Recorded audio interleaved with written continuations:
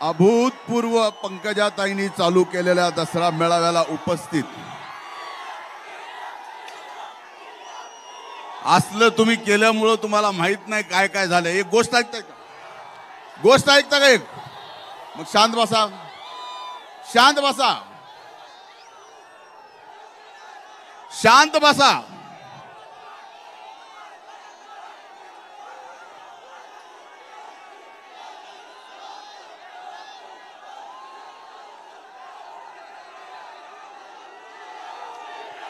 आजच्या या दसरा मेळाव्याला इथं उपस्थित आपल्या सर्वांच्या लाडक्या, माझ्याही लाडक्या भगिनी, राज्य मंत्रिमंडळातील मंत्री पंकजाताई गोपीनाथरावजी मुंडे, व्यासपीठावर उपस्थित माजी खासदार माझ्या भगिनी प्रीतमताई,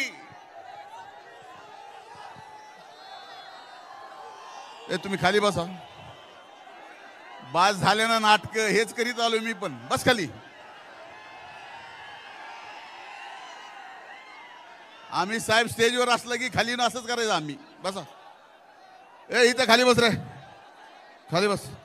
जरा टेक टेक, सिटून घे, सिटून.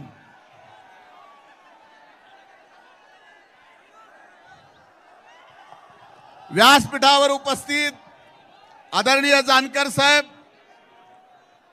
व्यासपीठावर उपस्थित सर्व मान्यवरांची नावं घेता येतील. आपण बराच वेळ झाला इथं अगोदरपासून पोहोचलात. आम्हालाही इथं यायला अर्धा तास वेळ गेला.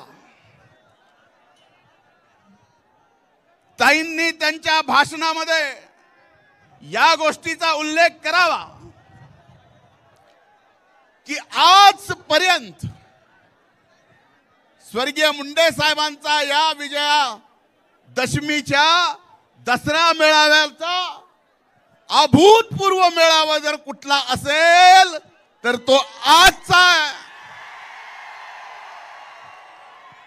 आणि आज इथं उपस्थित दसरा मेळाव्याला आलेल्या सर्वांना मी नतमस्तक होऊन दंडवत घालतो की आपण एवढं प्रेम मुंडे कुटुंबावर, पंकजाताईवर या ठिकाणी दाखवता.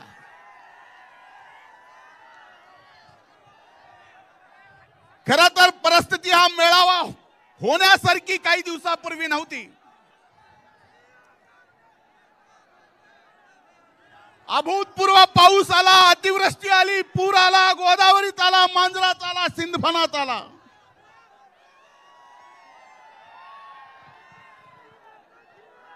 भयंकर शेतकऱ्यांचं संकट, शेतकऱ्यांच्या समोर संकट आलं. तसलं संकट असताना माझी आणि ताईंची चर्चा झाली की आपण काय करावं. पण ताईंनी निर्णय घेतला, काही जरी झालं तर या दसऱ्याची परंपरा मोडायची नाही. मी ताई आपले मनापासून अभिनंदन, आभार मानतो. आज शेतकरी अडचणीत आहे. इथं आलेला प्रत्येक जण शेतकरी आहे, शेतमजूर आहे. आज अभूतपूर्व नुकसान झालंय, मान्य करतो. आज मी मंत्रिमंडळात नाही, फक्त आमदार आहे. पण माझी बहीण मंत्रिमंडळात आहे. आणि शेतकऱ्याच्या शेवटच्या टोकापर्यंत शेतकऱ्याला जास्तीत जास्त मदत आपल्या पंकजाताई महायुतीच्या सरकारकडून मिळून दिल्याशिवाय राहणार नाहीत. हा विश्वास मी या निमित्तानं आपल्या समोर व्यक्त करतो. खरं ही दसऱ्याच्या मेळाव्याची परंपरा, जे फक्त घोषणा द्यायला आले त्यांना मेळावा कधी सुरू झाला, पहिला दसरा मेळाव्याला कोण आलतं काय माहित. तुम्ही बोलू द्यायला आलात का बंद करायला आलात? तुम्हाला कसं समजू? मला सरळही समजून सांगता येतं आणि उलटही सांगता येतं.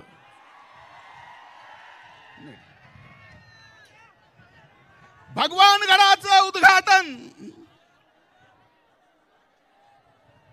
स्वर्गीय यशवंतराव चव्हाण साहेबांनी मुख्यमंत्री असताना केलं. दसऱ्याच्या दिवशी, त्या दिवसापासून दसऱ्याच्या या मेळाव्याची परंपरा आहे. या दसऱ्याच्या मेळाव्याला देशाच्या ऐतिहासिक नकाशावर जर नेला असेल तर आजही डोळ्यात पाणी येतं. ते स्वर्गीय मुंडे साहेबांनी हा दसरा मेळावा जगाच्या नकाशावर नेला आणि आज अभिमान वाटतो मला माझ्या बहिणींचा, पंकजाताईंचा आणि प्रीतमचा सुद्धा, की साहेब गेल्यानंतर सुद्धा असंख्य अडचणीत तुम्ही ही परंपरा चालू ठेवली आहे. मला माझ्या बहिणीचा सार्थ अभिमान आहे.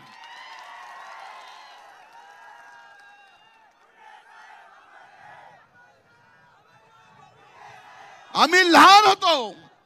लहान असताना स्वर्गीय मुंडे साहेबांसोबत, स्वर्गीय अण्णांसोबत त्यांच्या हाताच्या बोटाला धरून दसरा मेळावा भगवानगडावर जाऊन पाहायचो.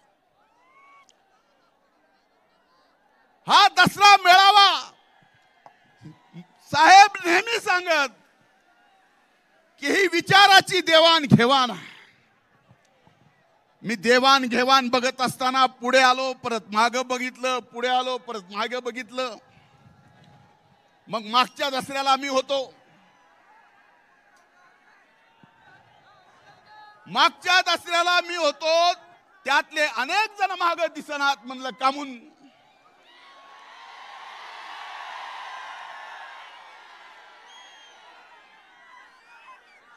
पुढे निवडणुका नाहीत असं त्यांना वाटतं. पण एक लक्षात घ्या, कुणी जर हा विचार घेऊन संबंध इथं आलेला प्रत्येक जाती पाती धर्मातला बाबांचा भक्त, स्वर्गीय मुंडे साहेबांचा अनुयायी, या सगळ्याला संपवायला कोण जर निघाला असेल तर त्याला कधी 10 जन्म सुद्धा संपवता येणार नाही. काही जण म्हणले स्वर्गीय मुंडे साहेबांचं आता सगळं संपलं. माझं आपल्याला एवढं सांगणं, अनेक जणांना हे ऐकायचंय, कारण मी बरेच दिवस झालं ताई बोललोच नाही. मैंने सोचा कि इस सफर में खामोश रहना ही ठीक है, ना कुछ करते हुए बिना वजह गालियां खाइए. पण आज आपल्याला सांगतो, मी विद्यार्थी चळवळीपासून ज्या ज्या वेळेस ज्या ज्या जातीच्या आरक्षणाचा मुद्दा आला त्या वेळेस त्या प्रत्येक जातीच्या आरक्षणासाठी भांडणारा मी एक कार्यकर्ता आहे. आणि हे तुमच्यापासलं लपलेलं नाही आहे.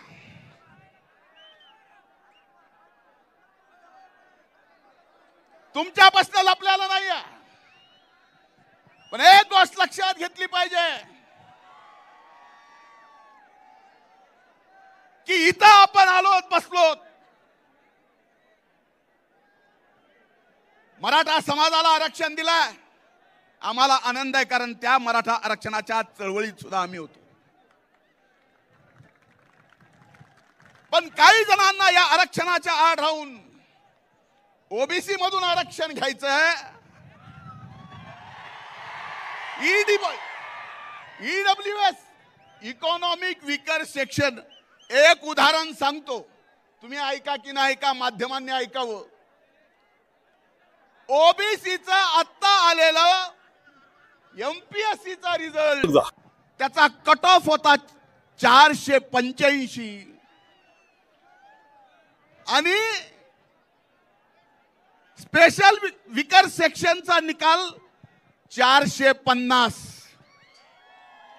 म्हणजे 450 मार्क जर मी मराठा समाज म्हणून, इतर स्वर्ण समाज म्हणून मला जे कुठलंच रिझर्वेशन मिळत नाही, मी जर इकॉनॉमिक विकर सेक्शन मध्ये भरला असतो तर 450 पास झाला असतो. प्रमाणपत्र घेऊन ओबीसीत आल्यानंतर मात्र 480 घेतलं तरी नापास आहे. कुणाला फसवता? काही ठराविक लोकांना फक्त याबाबत स्वतःला खुर्ची मिळावी यासाठी, अरे मराठा समाजातल्या लहान मुलांना आरक्षणासाठी, नोकरीसाठी सरकारनं जे करायचं ते केलंय. सरकार आताही करत आहे. पण आज हा मेळावा जसा स्वर्गीय मुंडे साहेबांचं नाव घेतल्याशिवाय सुरूही होऊ शकत नाही आणि संपत शकत नाही, तसं आम्हाला सुद्धा आपल्याला सांगावं लागणार आहे की आरक्षण दिलंय, आणखीन द्या आमचं म्हणणं नाही. पण आता याच्यातल्या ताटातलं काढून त्या ताटात, शेवटी हा मेळावा विचाराची देवाणघेवाण आहे. जानकर साहेब बरोबर आहे. एक गोष्ट लक्षात घ्या, मी मागच्या 250 दिवसात माझ्या बहिणीला माहिती आहे, माझी बहीण तासन तास माझ्याजवळ येऊन बसत होती. अशी वाईट मानसिकता माझी झाली होती. मला आधार देत होती त्या काळात, ज्या काळात ही सर्व माध्यम माझ्या विरोधात मीडिया ट्रायल चालवत होते. त्यावेळेस मला आधार दिला माझ्या बहिणीनं, माझ्या पक्षाच्या महायुतीच्या नेत्यांना. पण मला एकच सांगायचंय, माझ्या विरोधात जे घोटाळा काढला, कोर्टात गेले, कोर्टातून निकाल मला क्लीन चिट दिली आणि ज्यांनी कोर्टात गेला त्याला ₹1,00,000 दंड भोगला. हे चुकीचं कसं केलंस म्हणून. आणि एवढं होऊन सुद्धा मी आज तरीही शिक्षा भोगतोय.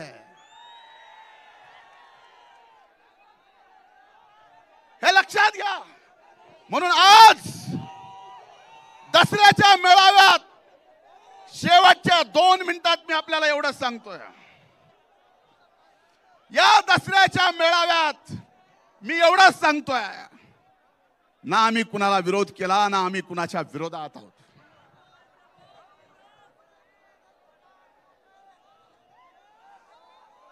हा अध्यात्माशी आणि शिक्षणाशी जुडला गेलेला समाज आहे. म्हणून माझी आपल्याला सगळ्यांना विनंती आहे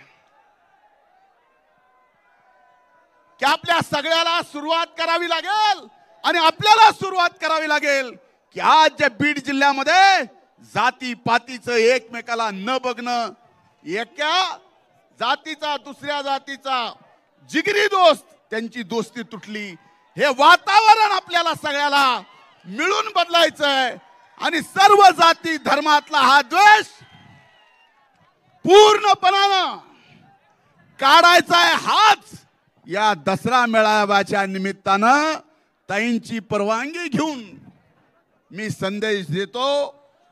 इथंच थांबतो.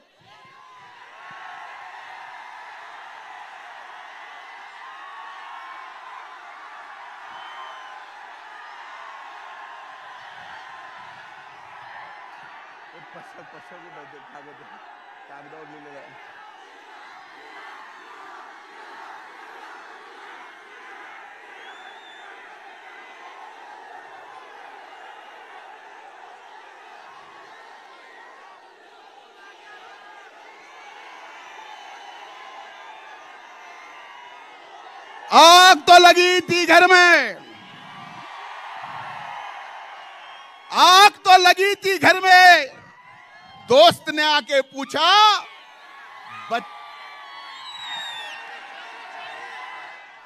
आग तो लगी थी घर में, दोस्त ने आके पूछा घर में आग लगी है तो बचा क्या है। मैंने दोस्त का कहा मैं बचा हूं, तो दोस्त ने कहा अगर तू बचा है तो जला क्या है। शेवटी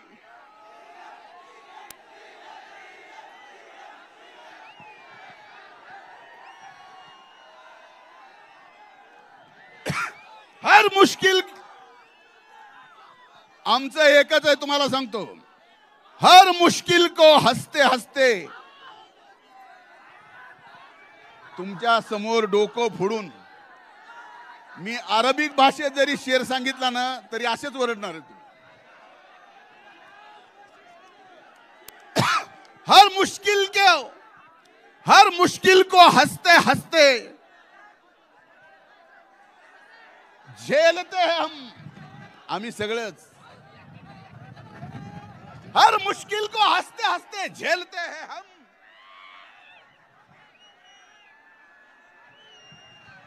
हम आंधियों में भी चिराग जलाते चलते हैं। खूप खूप धन्यवाद। संत भगवान बाबांचा, राष्ट्र संत भगवान बाबांचा अमर रहे, अमर रहे, अमर रहे, अमर रहे। राष्ट्र संत भगवान बाबाचा एकच आनंदाची गोष्ट या ठिकाणी सांगतोय। अनेक दशक मुंडे साहेब असल्यापासून भगवानगडाला 10 एकर जागा वन विभागाची लागणार होती। ताईंच्या प्रयत्नातून, माझ्या पाठपुराव्यातून, केंद्रातून आदरणीय मोदी साहेबांनी, अमित भाई शाह साहेबांनी, भूपेंद्र साहेबांनी, या राज्याचे मुख्यमंत्री देवेंद्र फडणवीसांनी, उपमुख्यमंत्री अजितदादांनी, एकनाथ शिंदे साहेबांनी सर्वांनी प्रयत्न केले आणि दसऱ्या दिवशी ती जागा भगवानगडाला 10 एकर मिळालेली आहे। आपल्या सर्वांच्या वतीनं मी ताईंचे म्हणजे सरकारमध्येच म्हणून आणि केंद्र सरकारचे सर्वांचे मनापासून आभार मानतो।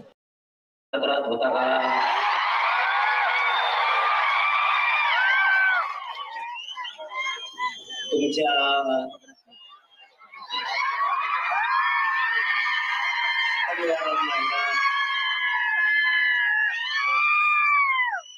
ऐका रे, ऐका ना, मी काय सांगतोय ते ऐका। अर्थाचे गैरअर्थ करते, त्यांच्या घराला तोबामध्ये तरी ते दुसराच अर्थ काढतात, तसा अर्थ नाही। तसा अर्थ नाही, अर्थ नीट समजून घ्या। मी गडावडे, अर्थ नीट समजून घ्या। त्यांनी सांगितलं आमचं गुलामीचा गॅजेट आहे, त्या नागतोडीला मी बोललो का? नाही बोललो। कोणाला बोट लावायची गरज आहे का? आणि मग मी बोट सुरू केल्यावर त्याच्यासाठी लोकांचे लेकरा बाळा तुच्छ लेखायचं नाही। तुम्हाला त्याचा अर्थ कळतो का?